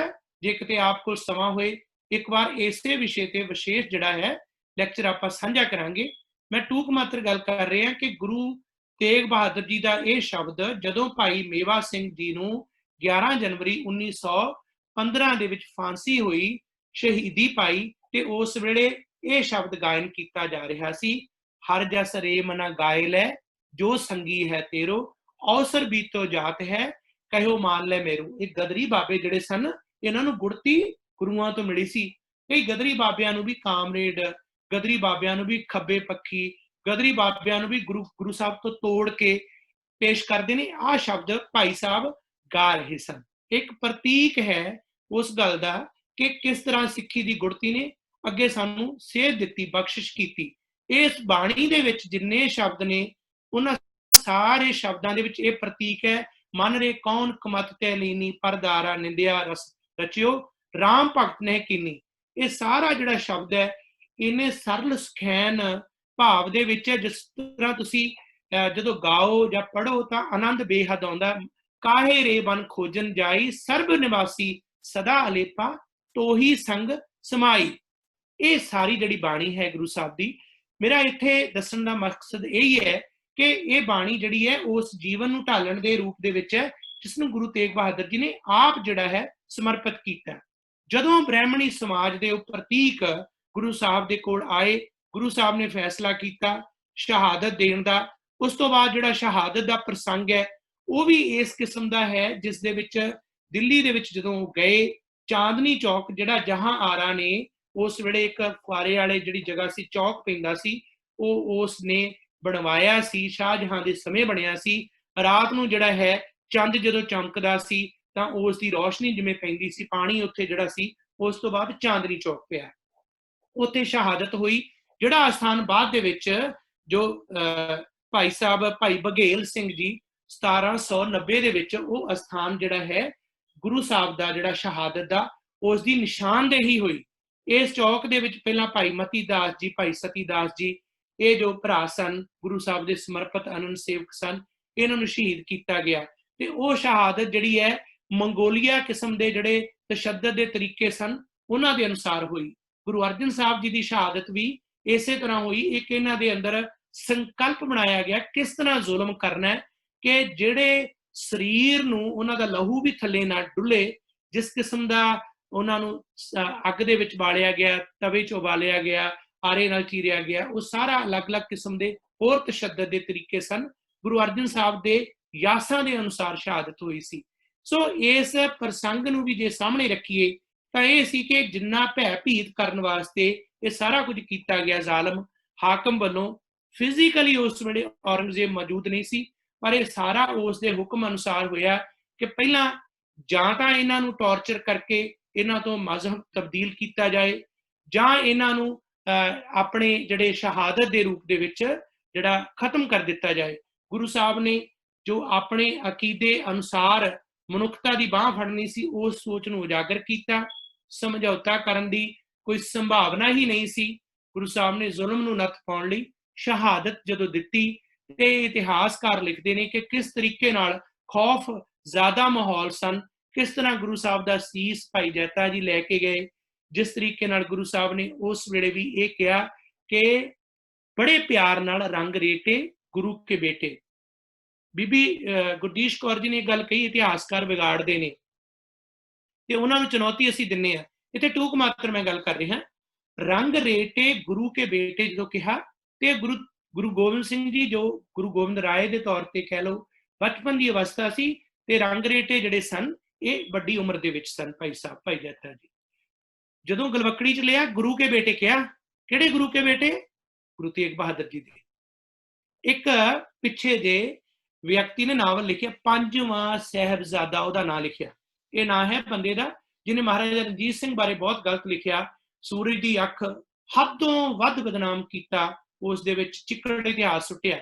ਉਸਨੇ ਇਸ ਸਾਰੇ ਸ਼ਹਾਦਤ ਦੇ ਪ੍ਰਸੰਗ ਨੂੰ ਲਿਖਦਿਆਂ ਪੰਜਵਾਂ ਸਾਹਿਬਜ਼ਾਦਾ ਟਾਈਟਲ ਦਿੱਤਾ। ਹੁਣ ਉਹ ਪੰਜਵਾਂ ਸਾਹਿਬਜ਼ਾਦਾ ਟਾਈਟਲ ਦੇ ਕੇ ਗੁਰੂ ਸਾਹਿਬ ਦੇ 4 ਸਾਹਿਬਜ਼ਾਦਿਆਂ ਦੀ ਅਰਦਾਸ ਕਰਦੇ ਹਾਂ। ਅਸੀਂ ਇੱਕ ਸੰਕਲਪ ਬਣਾਇਆ ਹੋਇਆ, 5 ਪਿਆਰੇ 4 ਸਾਹਿਬਜ਼ਾਦੇ। ਉਸਨੇ ਪੰਜਵਾਂ ਸਾਹਿਬਜ਼ਾਦਾ ਨਾਂ ਲਿਖ ਕੇ ਉਸ ਤੋਂ ਬਾਅਦ ਉਹਨੂੰ ਪੇਸ਼ ਇਉਂ ਕੀਤਾ ਕਿ ਇਹ 4 ਸਾਹਿਬਜ਼ਾਦਿਆਂ ਤੋਂ ਇਲਾਵਾ ਪੰਜਵਾਂ ਭਾਈ ਜੈਤਾ ਜੀ ਨੇ, ਜਿਨ੍ਹਾਂ ਨੂੰ ਦਲਿਤ ਵਰਗ ਕਿਹਾ ਜਾਂਦਾ। ਸਿੱਖ ਲਈ ਕੋਈ ਦਲਿਤ ਨਹੀਂ, ਕੋਈ ਜਾਤ ਪਾਤ ਦਾ ਵਿਤਕਰਾ ਨਹੀਂ, ਬਰਾਬਰ ਹੈ ਸਿੱਖ। ਪਰ ਸ਼ਰਾਰਤ ਇਹ ਰਹੀ ਉਸ ਬੰਦੇ ਦੀ ਕਿ ਗੁਰੂ ਤੇਗ ਬਹਾਦਰ ਜੀ ਦਾ ਸੀਸ ਲਿਆਉਣ ਵਾਲਾ, ਜਿਸ ਨੂੰ ਗੁਰੂ ਗੋਬਿੰਦ ਸਿੰਘ ਜੀ ਕਹਿ ਰਹੇ ਨੇ ਗੁਰੂ ਕੇ ਬੇਟੇ, ਗੁਰੂ ਤੇਗ ਬਹਾਦਰ ਜੀ ਦੇ ਬੇਟੇ, ਮੇਰੇ ਗੁਰ ਭਾਈ ਹੋ, ਮੇਰੇ ਭਰਾ ਹੋ ਤੁਸੀਂ, ਇਹ ਮਾਣ ਦੇ ਰਹੇ ਨੇ। ਹੁਣ ਪੰਜਵਾਂ ਸਾਹਿਬਜ਼ਾਦਾ ਨਾਂ ਰੱਖ ਕੇ ਇੱਕ ਸ਼ਰਾਰਤ ਕੀਤੀ ਗਈ ਕਿ ਜੇ ਤਾਂ ਪੰਜਵਾਂ ਸਾਹਿਬਜ਼ਾਦਾ ਇਉਂ ਮੰਨ ਲਿਆ ਕਿਸੇ ਨੇ, ਤਾਂ ਮੇਰਾ ਨਾਂ ਉਜਾਗਰ ਹੋਏਗਾ ਕਿ 4 ਸਾਹਿਬਜ਼ਾਦੇ ਦਾ ਸੰਕਲਪ ਚੱਲਦਾ ਸੀ, ਅੱਜ ਤੋਂ ਸਿੱਖ ਧਰਮ 'ਚ 5 ਸਾਹਿਬਜ਼ਾਦਿਆਂ ਦਾ ਚੱਲ ਪਿਆ। ਜੇ ਸਿੱਖ ਵਿਰੋਧ ਕਰਨਗੇ ਤਾਂ ਅਸੀਂ ਕਹਾਂਗੇ ਕਿਉਂਕਿ ਇਹ ਭਾਈ ਜੈਤਾ ਜੀ ਦਲਿਤ ਸਨ, ਇਸ ਕਰਕੇ ਇਹਨਾਂ ਨੂੰ ਨਹੀਂ ਮੰਨਦੇ। ਸ਼ਰਾਰਤ ਇਸ ਕਿਸਮ ਦੀ ਹੋਈ, ਪਰ ਸੁਚੇਤ ਸਿੱਖਾਂ ਨੇ ਗੱਲ ਨੂੰ ਸਮਝਿਆ, ਵਿਚਾਰਿਆ ਅਤੇ ਇਸ ਗੱਲ ਦਲਦਲ ਦੇ ਚੋਂ ਬਚ ਗਏ। ਇਹੀ ਸ਼ਰਾਰਤ ਜਿਹੜੀ ਹੈ ਅੱਜ ਦੀ ਤਾਰੀਖ 'ਚ ਗੁਰੂ ਤੇਗ ਬਹਾਦਰ ਜੀ ਦੇ ਇਤਿਹਾਸ ਬਾਰੇ ਜਿਹੜੀ ਹੋ ਰਹੀ ਹੈ, ਉਹ ਇਲਾਹਾਬਾਦ ਯੂਨੀਵਰਸਿਟੀ ਦੀ ਉੱਥੋਂ ਦੀ ਹਿਸਟਰੀ ਦੀ ਪ੍ਰੋਫੈਸਰ ਰਹਿ ਚੁੱਕੀ, ਇਲਾਹਾਬਾਦ ਦੀ ਮੰਨੀ ਪਰਮੰਨੀ ਜਿਹੜੀ ਸ਼ਖਸੀਅਤ, ਜਿਹੜੀ ਰਾਜਨੀਤਿਕ ਹਲਕਿਆਂ ਦੇ ਵਿੱਚ ਵੀ ਚੋਟੀ ਤੇ ਹੈ, ਉਹਨੇ ਆਪਣੀ ਕਿਤਾਬ ਔਰੰਗਜ਼ੇਬ ਦੇ ਹਿੰਦੂਆਂ ਨਾਲ ਸੰਬੰਧ, ਇੰਗਲਿਸ਼ ਦੇ ਵਿੱਚ ਉਹ ਕਿਤਾਬ ਹੈ, ਉਸ ਦੇ ਪੰਨਾ 101 ਤੋਂ ਲੈ ਕੇ 105 ਤੱਕ ਗੁਰੂ ਤੇਗ ਬਹਾਦਰ ਜੀ ਬਾਰੇ ਲਿਖਿਆ ਹੈ। ਤੇ ਉਸ ਬੀਬੀ ਦਾ ਨਾਂ ਹੈ ਡਾਕਟਰ ਰੀਟਾ ਬਹੁਗੁਣਾ ਜੋਸ਼ੀ। ਉਹ ਉਸ ਵਿਅਕਤੀ ਦੀ ਧੀ ਹੈ ਜਿਸ ਦਾ ਪਿਤਾ ਕਾਂਗਰਸ ਦਾ ਮੁੱਖ ਮੰਤਰੀ ਯੂਪੀ ਦਾ ਰਿਹਾ। ਉਸ ਦਾ ਭਰਾ ਝਾਰਖੰਡ ਦੇ ਵਿੱਚ ਕਾਂਗਰਸ ਦਾ ਮੁੱਖ ਮੰਤਰੀ ਰਿਹਾ, ਪਰ ਬਾਅਦ ਚ ਬੀਜੇਪੀ ਚ ਆ ਗਿਆ ਸੀ। ਉਸ ਦਾ ਬਾਪ ਵੀ ਬਾਅਦ ਦੇ ਵਿੱਚ ਕਾਂਗਰਸ ਛੱਡ ਗਿਆ ਸੀ। ਉਹ ਖੁਦ ਕਾਂਗਰਸ ਦੀ ਨੈਸ਼ਨਲ ਲੈਵਲ ਤੇ youth president, UP the president, member of parliament, ਉਸ ਦੀ ਮਾਤਾ ਵੀ ਮੈਂਬਰ ਆਫ ਪਾਰਲੀਮੈਂਟ ਰਹਿ ਚੁੱਕੀ ਹੈ ਅਤੇ ਅੱਜ ਕੱਲ ਉਹ ਬੀਜੇਪੀ ਦੇ ਵਿੱਚ ਸ਼ਾਮਲ ਹੋ ਕੇ 2016-17 ਦੇ ਵਿੱਚ ਹੁਣ ਮੰਤਰੀ ਹੈ। ਉਸਨੇ ਕੀ ਲਿਖਿਆ? ਯੂਪੀ ਦੇ ਵਿੱਚ ਆਦਿੱਤਿਆਨਾਥ ਸਰਕਾਰ ਦੇ ਯੋਗੀ ਦੇ ਮੰਤਰੀ ਹੈ, ਕਾਂਗਰਸ ਦੀ ਮੂਲ ਰੂਪ ਦੇ ਵਿੱਚ ਹੈ। ਕੀ ਕਹਿੰਦੀ ਹੈ ਕਿ ਗੁਰੂ ਤੇਗ ਬਹਾਦਰ ਜੀ ਦੀ ਸ਼ਹਾਦਤ ਨੂੰ ਔਰੰਗਜ਼ੇਬ ਵੱਲੋਂ ਕੀਤੀ ਕਹਿਣਾ ਇਹ ਗਲਤ ਹੈ। ਔਰੰਗਜ਼ੇਬ ਨੇ ਗੁਰੂ ਤੇਗ ਬਹਾਦਰ ਜੀ ਦੀ ਸ਼ਹੀਦੀ ਨਹੀਂ ਕਰਵਾਈ। ਜੇ ਉਸਨੇ ਨਹੀਂ ਕਰਵਾਈ ਤਾਂ ਕਿਵੇਂ ਹੋਇਆ? ਜਵਾਬ ਕੀ ਦਿੰਦੀ ਹੈ ਕਿ ਗੁਰੂ ਤੇਗ ਬਹਾਦਰ ਜੀ ਟੈਕਸ ਇਕੱਠਾ ਕਰ ਰਹੇ ਸਨ। ਅਸਲ 'ਚ ਟੈਕਸ ਨੂੰ ਉਹ ਕੀ ਲਫ਼ਜ਼ ਵਰਤਦੀ ਹੈ ਜਿਹੜਾ ਦਸਵੰਧ ਹੈ। ਇਸ ਕਾਰਨ ਸਰਕਾਰ ਉਹਨਾਂ ਦੀ ਵਿਰੋਧਤਾ ਕਰਦੀ ਸੀ। ਉਹਨਾਂ ਨੂੰ ਇਸ ਵਿਰੋਧਤਾ ਦੇ ਕਾਰਨ ਗ੍ਰਿਫਤਾਰ ਕੀਤਾ ਗਿਆ। ਉਸਨੂੰ ਇਹ ਨਹੀਂ ਪਤਾ ਕਿ ਸਿੱਖਾਂ ਦੇ ਵਿੱਚ ਹੀ ਨਹੀਂ, ਦਸਵੰਧ ਦੀ ਪ੍ਰਥਾ ਵੱਖ-ਵੱਖ ਮਤਾਂਤਰਾਂ 'ਚ ਹੈ ਤੇ ਟੈਕਸ ਸਭ ਤੋਂ ਇਕੱਠਾ ਕੀਤਾ ਜਾਂਦਾ। ਦਸਵੰਧ ਜਿਹੜਾ ਹੈ ਕੇਵਲ ਉਸ ਧਰਮ ਦੇ ਅਨੁਆਈ ਦਿੰਦੇ ਨੇ। ਉਸ ਦੀ ਪੂਜਾ, ਪ੍ਰਤਿਸ਼ਠਾ, ਸੇਵਾ, ਲੰਗਰ, ਮਨੁੱਖਤਾ ਦੀ ਭਲਾਈ, ਸਾਰਾ ਕੁਝ ਜਿਹੜਾ ਹੈ ਉਸ ਆਧਾਰ ਤੇ। ਫਿਰ ਤੀਸਰੀ ਗੱਲ ਉਸਨੇ ਇਹ ਲਿਖੀ ਕਿ ਗੁਰੂ ਸਾਹਿਬ ਨੇ ਖੁਦ ਆਪਣੇ ਆਪ ਨੂੰ ਪ੍ਰਤਿਸ਼ਠਿਤ ਕਰਨ ਦੇ ਵਾਸਤੇ ਇਹ ਸ਼ਹਾਦਤ ਖੁਦ ਹੀ ਕਰਵਾਈ। ਇਹ ਰੀਟਾ ਬਹੁਗੁਣਾ ਜੋਸ਼ੀ ਦੀ ਕਿਤਾਬ ਦੇ ਵਿੱਚ ਹੈ। ये अज असीं जदों गल कर रहे हैं, अज की तारीख दे विच मैं ये आप जी नाल साझा कर रहा, क्योंकि चेतन पद्धर दे आप जागरूक लोग हो ते इन्हां गल्लां नूं विचारना बनदा है। अगला वरा असीं सारिਆਂ ने 400 साला मनाउणा, पर इतिहास की पढ़ाया जा रहा है। इस तो अगे वो की कहंदी कि सिखां ते मुगलों के विच जिहड़ा टकरार पैदा होया, वो 1675 दे विच गुरु तेग बहादुर जी शहीद होंदे ने, 1676 दे विच होया। उसनूं बौद्धिक तौर ते दिवालियापन की शिकार डॉक्टर रीटा बहुगुणा जोशी नूं सिख इतिहास की रता भी जानकारी नहीं कि गुरु हर राय साहब तो पहला गुरु हरगोबिंद साहब जिहड़े कि मुगल काल के दौरान एक नहीं 4-4 जंगां होईयां, ते वो जंगां उस वेले शाहजहां के खिलाफ सल्तनत के खिलाफ सन। गुरु साहब ने उस वेले तो सिख धर्म ते मुगल जिहड़ा साम्राज सी उस दे विच तनाव सी, क्योंकि सिख धर्म नूं मीरी ते पीरी दा संकल्प जदों ही मिलिया, भगती ते शक्ति जिसनूं दुनियावी पातशाही कहंदे आ, सच्चा पातशाह इत्थे किया जांदा है, तख्त सच्चा। ते सच्चे तख्त ते असीं जदों गुरु ग्रंथ साहब दे अगे मत्था टेकदे हां, सुखासन कहंदे हां, उन्हां दा चंदोआ कहंदे हां, असीं उत्थे शब्द सच्चे पातशाह कहंदे हां। ये सारी दी जिहड़ी व्याख्या है ना, ये सारी व्याख्या कि बकायदा वो टर्मिनोलॉजी दी है जिहड़ी संसारक बादशाह पहलां वरतदे सन, पर सिखां ने सच्चे पातशाह के तौर पर वरती। सो रीटा बहुगुणा जोशी ने इस तो अगे जो लिखिया वो इन्ना शर्मनाक है।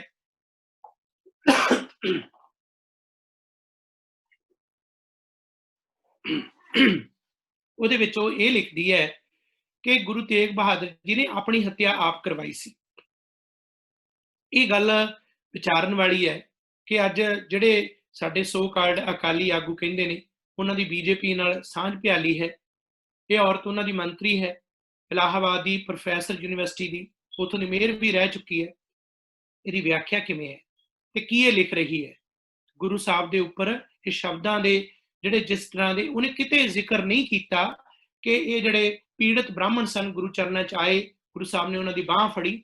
ਇਸ ਪ੍ਰਸੰਗ ਨੂੰ ਉਹ ਖਤਮ ਹੀ ਕਰਤਾ।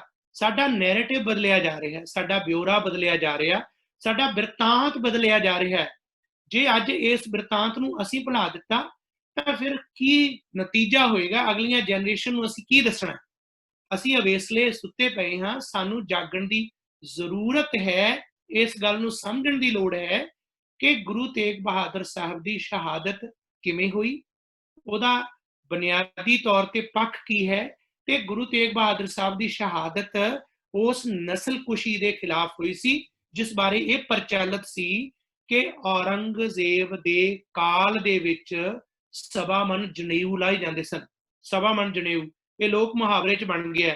ਸਵਾ ਮਨ ਉਹਨਾਂ ਦਾ ਹੋਏਗਾ ਜਾਂ ਨਹੀਂ ਇਹ ਗੱਲ ਤਾਂ ਵੱਖਰੀ ਹੈ, ਪਰ ਲੋਕ ਕਹਿਣ ਲੱਗੇ ਸਵਾ ਮਨ ਜਨੇਊ ਜੇ ਮੰਨ ਲਈਏ ਤਾਂ ਇਹਦਾ ਮਤਲਬ ਇਹ ਹੈ ਕਿ ਹਿੰਦੂਆਂ ਦੀ ਨਸਲਕੁਸ਼ੀ ਹੋ ਰਹੀ ਸੀ।